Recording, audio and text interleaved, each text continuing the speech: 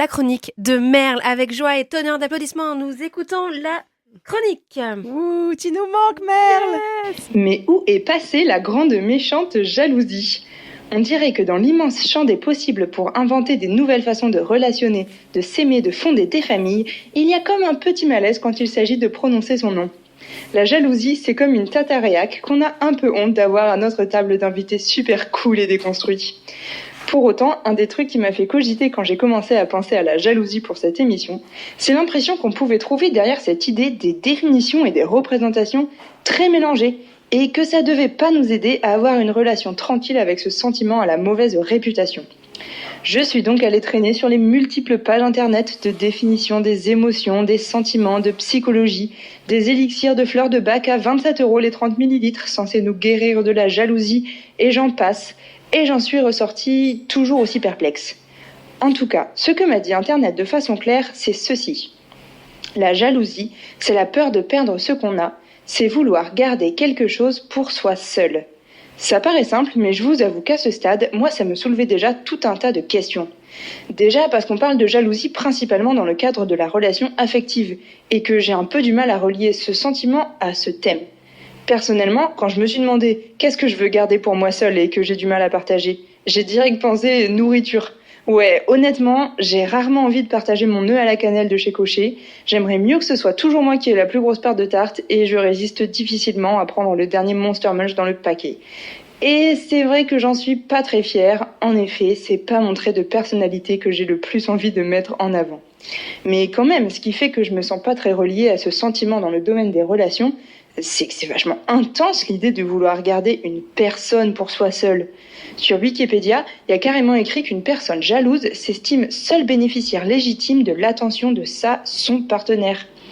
En partant de là, oui, évidemment, c'est tant mieux qu'on déconstruise cette idée tristement répandue selon laquelle une autre personne pourrait nous appartenir ou que nous pourrions avoir des droits sur elle. Mais parfois j'ai l'impression que ce serait tellement la honte dans nos milieux progressistes de pouvoir laisser à penser qu'on serait coupable de jalousie qu'on en finit par manquer de douceur et de patience envers nous-mêmes. Parce que de mon point de vue, dire ça à son partenaire « parfois j'ai peur de te perdre » ou « en ce moment je sens que ça me ferait du bien un peu d'attention spéciale », c'est pas foncer direct à la case « je te veux pour moi seul et je ne me construis que de ton amour ». Ah, il y a comme une échelle de progression entre les deux, vous croyez pas ? Bon, en même temps, je me dis aussi que ce qui doit compliquer notre rapport à la jalousie, c'est tout ce qu'on met dans cette catégorie et qui, à mes yeux, n'y a pas sa place. Selon moi, l'expression jaloux maladif, c'est comme crime passionnel, un genre d'euphémisme répugnant qui a pour effet de normaliser dans nos représentations des comportements condamnables. Parce que fouiller dans les textos, contrôler la tenue ou interdire de voir les amis, c'est pas juste une facette comme une autre de la jalousie, non. C'est exercer de la violence et de la domination. Il y a pas mal de situations où, à mon avis, on peut remplacer l'adjectif jaloux par possessif ou agressif, même si c'est sûr que la chanson de Dadju en prendrait un coup quand il chante « Oui, quand j'aime, je suis jaloux ».